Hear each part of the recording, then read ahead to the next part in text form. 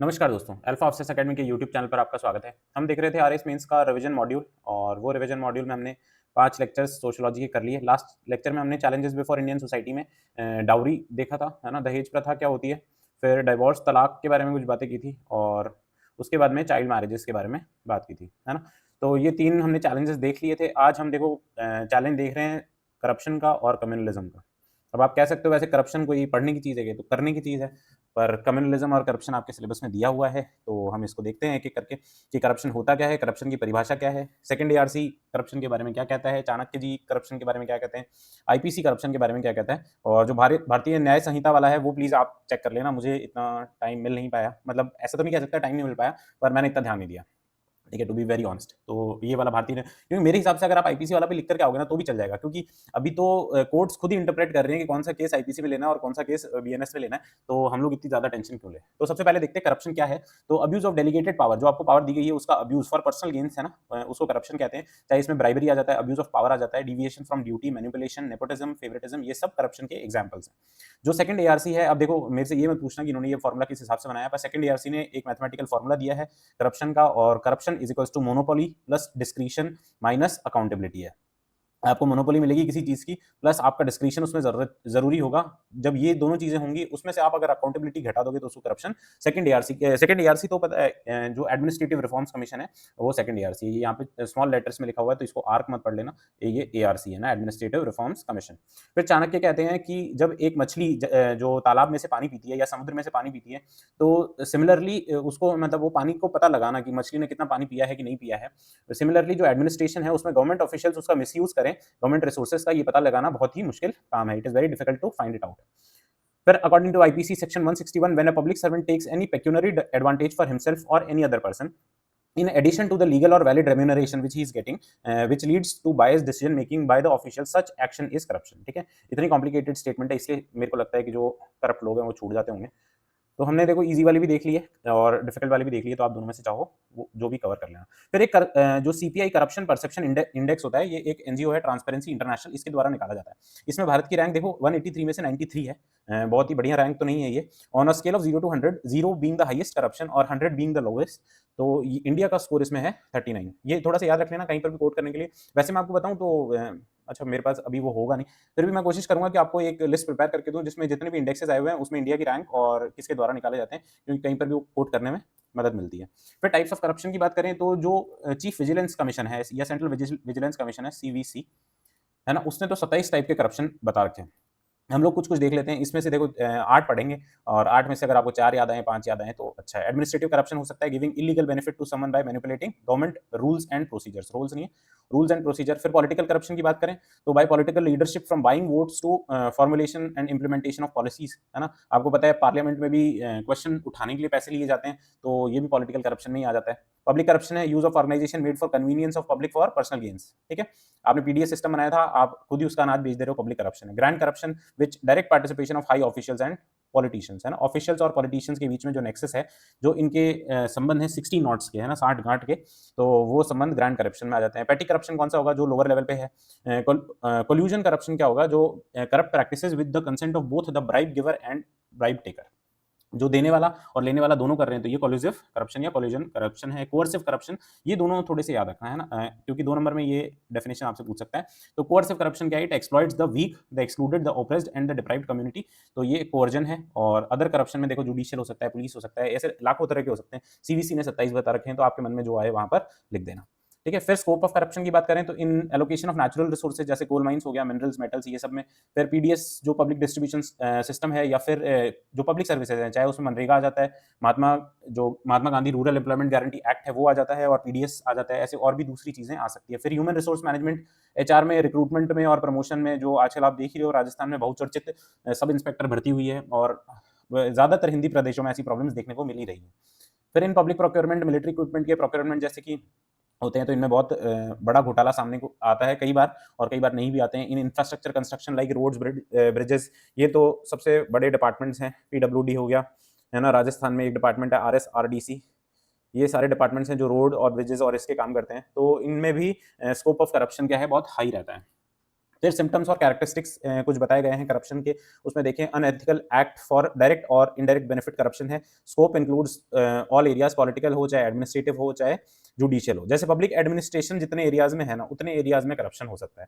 फिर there is personal bias, जो greedy and selfish feeling in it, है ना, ये सब वैसे करप्शन होता ही क्यों है, ग्रीड की वजह से ही है। गांधी जी का स्टेटमेंट है ना, the world is enough for everyone's need but it can not satisfy everyone's greed. Then there is an attitude to get work done quickly and on quickly. फिर it may consist of cash, goods और services. ये कुछ characteristics हैं। Corruption is both an end and a mean, end भी है ये और एक मीन भी है, साधन और साध्य दोनों ही करप्शन है। फिर कुछ मेजर ये स्कैम्स हैं, आप इनकी डेट्स थोड़ी सी याद रख लेना। फॉर्डर स्कैम, चारा घोटाला जो हुआ 1985 का, सत्यम घोटाला है 2009 का, 2G स्पेक्ट्रम स्कैम है, और ये 2G स्पेक्ट्रम स्कैम मेरे हिसाब से 2010 का है क्या, एक बार ये चेक करना पड़ेगा मुझे। कॉमनवेल्थ गेम्स स्कैम है 2011 का, और आईपीएल स्कैम जो है वो 2013 का। तो ये वैसे इनकी स्टोरीज बहुत लंबी हो जाती हैं, पर स्टिल हमारा मेंस सर पर है तो हम लोग नहीं वो स्टोरीज में जाएंगे। फिर पॉलिटिकल, एडमिनिस्ट्रेटिव, सोशल, मॉरल और इकोनॉमिक, ये कुछ रीजंस हैं करप्शन के। अब देखें पॉलिटिकल में क्या रीजंस हो सकते हैं। क्रिमिनलाइजेशन ऑफ पॉलिटिक्स है, क्रोनी कैपिटलिज्म है, use of black money in elections and lack of political will power.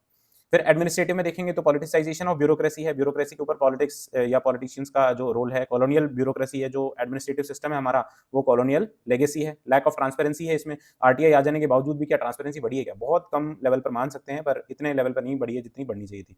फिर फेल्ड एडमिनिस्ट्रेटिव रिफॉर्म्स है, ठीक है, ये जो फेल एडमिनिस्ट्रेटिव रिफॉर्म्स हैं वो बार बार फेल हुए, चाहे फर्स्ट और सेकंड एआरसी की रिकमेंडेशन देख लो, चाहे जितने भी अलग अलग कमिटीज या कमीशन बने उनकी रिकमेंडेशन देख लो, कभी भी पूरी तरीके से लागू नहीं की गई। फिर डिक्लाइन इन मॉरल वैल्यूज, ये सोशल और मॉरल रीजन हो सकता है। सोशल एक्सेप्टेबिलिटी, ये मैंने आपको पहले ही बताया था कि सबसे बड़ी प्रॉब्लम क्या है, सोशल एक्सेप्टेबिलिटी। चाहे करप्शन हो चाहे कोई भी ऐसी चीज हो, उसमें सोशली जो एक्सेप्टेंस अगर मिल जाता है तो फिर जो गलत काम करने वाले हैं उनके इरादे मजबूत हो जाते हैं। इंक्रीजिंग मटीरियलिज्म, जो मटीरियलिज्म जो वेस्टर्न वर्ल्ड से हमने लिया या फिर उधर से इन्फ्लुएंस होकर के हम मटीरियलिस्टिक हुए, तो उसकी वजह से करप्शन के ज़्यादा चांसेस बढ़ जाते हैं। Lack of value based education, education में हमारे वैल्यूज़ की, मूल्यों की बात नहीं की जाती है। इकोनॉमिक रीजन में देखो तो लो पे स्केल है, इनकम इनइक्वालिटी है, high share of informal sector है, और कॉम्प्लेक्स लीगल सिस्टम है।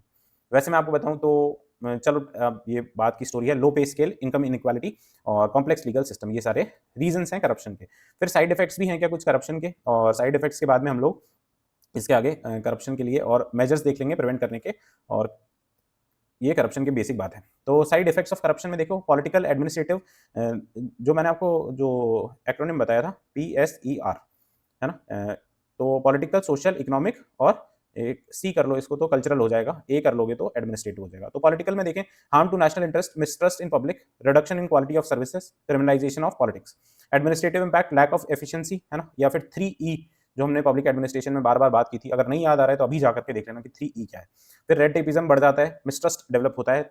सोशल इंपैक्ट में देखें तो सोशल इनइक्वालिटी बढ़ाता है, decrease in public welfare, lack of social justice.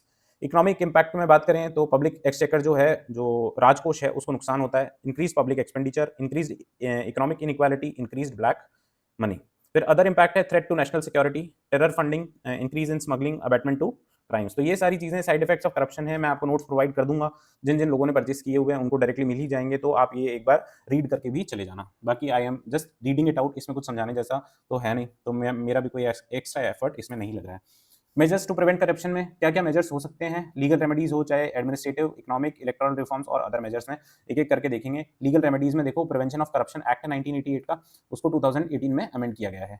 फिर PMLA है जो prevention of money laundering act है 2002 का, CVC एक्ट है 2003 का, RTI एक्ट 2005 का, लोकपाल एंड लोकायुक्त है ना, लोकपाल एंड लोकायुक्त एक्ट है, और FCRA रेगुलेशंस हैं ये 2010 की।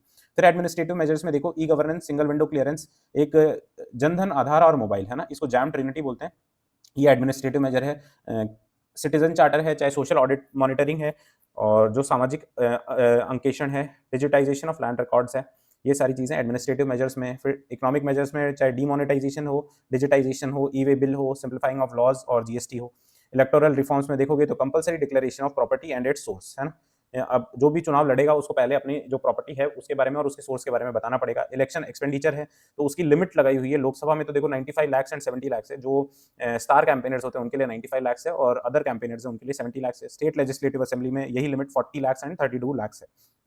तो ये इलेक्टोरल रिफॉर्म्स है, किस लिए, टू मेजर क्या बोलते हैं, मेजर्स टू प्रिवेंट करप्शन के लिए।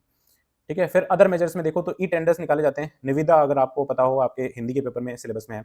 ई मार्केट प्लेस है, implementation of recommendations of second ARC है, कुछ कुछ इंप्लीमेंट की भी गई हैं, उनके बारे में बात कर रहे हैं। Stricter model code of conduct है ना, इसके बारे में भी हम लोग बात कर चुके हैं। Implementation of public service guarantee act है। फिर prevention of corruption amendment act जो है 2018 का, उसमें देखो टेकिंग एंड गिविंग ब्राइब दोनों को ही डिक्लेयर कर दिया क्राइम, चाहे आप लो चाहे आप दो, दोनों ही क्राइम है, दोनों को ही जेल होगी। Prior permission of government necessary बना दी, किसके लिए? प्रोसिक्यूशन ऑफ गवर्नमेंट एम्प्लॉयज के लिए। Quick disposal of corruption cases in 2 years, है ना, विद इन 2 ईयर्स ये क्विक डिस्पोजल करना होगा। और इम्प्रिजनमेंट जो है इसमें है 3 साल से 7 साल तक की सजा है, ठीक है। फिर कंक्लूजन की बात करें तो corruption is slippery slope, stepping foot on it ensures going down the drain. Basic statement है, याद रहे तो लिख करके आ जाना। मैंने आपको बताया 10 नंबर में आता है क्वेश्चन, तो कंक्लूजन और बेसिक स्टार्टिंग आपको इंट्रोडक्शन जरूर लिखना चाहिए। फिर कम्युनलिज्म आता है, तो हमने जैसे कि पहले कास्टिज्म के बारे में बात की थी, सिमिलरली थोड़ा सा सिमिलर या थोड़ा सा अलग कंसेप्ट है कम्युनलिज्म का। कास्टिज्म जो जातिवाद था, उसमें कंसेप्ट ये था कि अपनी एक पर्टिकुलर जाति को दूसरी जातियों से इंपॉर्टेंट मानना, दूसरी जातियों से ज़्यादा ऊपर मानना, और उसके प्रति बहुत ज़्यादा गर्व की भावना, घमंड की भावना होना। गर्व तो पॉजिटिव वर्ड हो गया, घमंड की भावना होना कास्टिज्म था। वैसे ही सिमिलरली कम्युनलिज्म क्या है, जो कम्युनिज्म जो है वो क्या है? Deep attachment towards one's community, है ना। ये कास्ट और कम्युनिटी में बेसिक डिफरेंस है, and hatred towards other communities. अब ये अटैचमेंट खुद की कम्युनिटी तक तो फिर भी ठीक था, पर दूसरी कम्युनिटी से हेट्रेड है। Communalism is the contribution of intellectual class of society, जो इंटेलेक्चुअल क्लास है सोसाइटी की, उसकी देन ये माना जाता है। General public is only its carrier and the sufferer, है ना, its ill effects are the most, है ना। इसका जो जनरल पब्लिक है वो इसके इल इफेक्ट्स क्या करती है? उसको कैरी भी करती है और उसको सफर भी करती है। आपको अगर कम्युनलिज्म के बारे में जानना हो तो आप बेसिक कार्ल मार्क्स की जो थ्योरी है उसको कम्युनिज्म को इसके साथ में कंपेयर कर सकते हो, और उसको कैरी कौन करता है, उसका जो बर्डन है वो किसके ऊपर आता है, तो ये सारी चीजें आपको आइडिया लग सकती हैं। पर हम लोगों को उतनी ज्यादा डीप जाने की जरूरत नहीं है, जो यहाँ पर लिखा हुआ है वो हम लोग पढ़ के जाएंगे और बेसिक्स लिख के आएंगे, ठीक है। अकॉर्डिंग टू हिस्टोरियन जो है बिपिन चंद्रा, आपने मॉडर्न हिस्ट्री की अगर इनकी किताब पढ़ी हो तो बहुत अच्छी किताब है। Communalism is major obstacle in the national integration, national integration में ये मेजर ऑब्स्टिकल है। इन्होंने एक किताब लिखी communalism in modern India, in which he talks about क्या? 3 फैक्टर्स।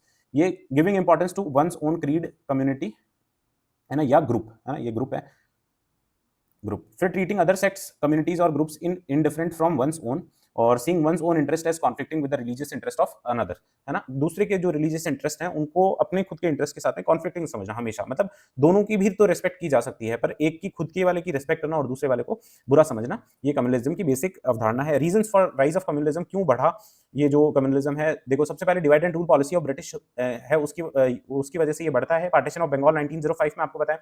सेपरेट इलेक्टोरेट सिस्टम जो 1909 में, मॉडलेमेंटो रिफॉर्म्स के बाद में, कम्युनल अवार्ड जो 1932 के हैं वो। फिर हिंदू हिंदू कम्युनलिज्म क्या है? शुद्धि मूवमेंट चलाया गया आर्य समाज द्वारा। कंसेप्ट ऑफ राम राज्य है, उसमें कम्युनलिज्म बढ़ता है। मुस्लिम में जो मुस्लिम के कारण जो कम्युनलिज्म बढ़ता है वो क्या है? टेंपल डिमोलिशन जैसे एक्ट्स, काउ स्लॉटर जैसे act, theory of separate nation जो दी गई, उसके वजह से कम्युनलिज्म में राइज देखने को मिला। फिर और दूसरे रीजंस क्या हो सकते हैं? अपीजमेंट पॉलिटिक्स, है ना, तुष्टिकरण की जो राजनीति है उसके कारण, fake news, hate speeches, administrative failure, class division, poverty, illiteracy, unemployment. Basic basic चीजें हैं। ऊपर वाले 2-3 पॉइंट याद रखने के हैं, ये वाला पॉइंट तो स्पेशली याद रख लेना, reasons for that led to the rise of communalism. फिर कॉन्सिक्वेंसेस क्या क्या हो सकते हैं कम्युनलिज्म के, वो कॉन्सिक्वेंसेस देख लेते हैं, और उसके बाद में हम लोग कुछ मेजर्स देख लेंगे। कॉन्सिक्वेंसेस देखो, हिंडर्स नेशनल इंटीग्रेशन, जो आपने अभी देखा, जो थ्योरी ऑफ सेपरेट नेशंस है, उसने सबसे बड़ी प्रॉब्लम क्या क्रिएट की? उसने 2 नेशंस बना दिए। Large scale loss of life and property, है ना, जो दंगे होते हैं वहां पर लार्ज स्केल लॉस होता है लाइफ एंड प्रॉपर्टी का। इंक्रीज इन म्यूचुअल हेट्रेड, और इससे हेट्रेड बढ़ती है, कोई कम नहीं होती है। Feeling of insecurity among minority communities, उनको लगता है कि हमारे साथ में कभी भी कुछ भी ऐसी गलत घटना हो सकती है। Threat to national security, hinders economic development, deteriorates image at international level, ऐसी चीजें होंगी तो इंटरनेशनल लेवल पर आपकी इमेज खराब होती है। फिर disintegrate social fabric of nation, promotes religious fanaticism and intolerance and increase in terrorism and separatism. तो ये बेसिक कॉन्सिक्वेंसेस है कम्युनलिज्म के। 4-5 पॉइंट आपको याद रखने हैं, सारे याद रख करके वैसे याद रह जाएं तो रख लेना, अच्छी बात है, पर नहीं रहते हैं जनरली, है ना। तो 4-5 पॉइंट कोई भी आप अपने मन से देख करके और 4-5 पॉइंट याद रख लेना। फिर measures to deal with communalism, क्या क्या मेजर्स हो सकते हैं? तो नेशनल इंटीग्रेशन काउंसिल 1962 में एस्टैब्लिश किया गया इसके लिए। फिर नेशनल फाउंडेशन है ना, NFCH, जो एक संस्था है, national foundation for communal harmony, उसको बनाया गया under home ministry to promote communal harmony. Special training to the administrator जो प्रशासक जो होते हैं, एडमिनिस्ट्रेटर्स जो होते हैं, उनको स्पेशल ट्रेनिंग दी जाती है, स्ट्रिक्ट लॉज़ हैं, reforms in criminal justice system है और रिड्यूसिंग जो इकोनॉमिक है या इनकम इनइक्वालिटीज़ है, उनको रिड्यूस कर दोगे, एम्प्लॉयमेंट दे दोगे। जैसे कि आपको पता होगा कश्मीर में जो अलगाववाद था, जो सेपरेटिज़्म था, वो बहुत बड़ा मुद्दा था, पर जैसे जो इकोनॉमिक इनइक्वालिटीज़ हैं, वो वहाँ पर कम होती हो दिखाई दे रही हैं, तो वहाँ पर ऐसी अलगाववाद वाली घटनाएँ भी कम हो रही हैं। फिर प्रोवाइडिंग एम्प्लॉयमेंट, आप उनको एम्प्लॉयमेंट दे दोगे तो वैसे आपको पता ही होगा, जो खाली दिमाग शैतान का घर, तो वैसी बात है, एम्प्लॉयमेंट दे दोगे तो वो ऐसी चीज़ों के बारे में नहीं सोचेगा। Use of technology, social media, ये मतलब मेजर्स आप इसको पॉजिटिव में भी लिख सकते हो, नेगेटिव में भी लिख सकते हो। कम्युनिज़्म को बढ़ाने का भी यही काम करते हैं। इसलिए राजस्थान में तो बाकी जगह का मुझे पता नहीं, राजस्थान में तो देखा जाता है कि सबसे ज़्यादा ऐसी कोई भी सिचुएशन आती है तो सबसे पहले इंटरनेट ऑफ कर दिया जाता है, क्योंकि उससे जो हेट न्यूज़ का जो फैलाव है वो ज़्यादा होता है। फिर reducing political interference in religion, है ना? पॉलिटिकल इंटरफेरेंस रिलीजन में कम होना चाहिए।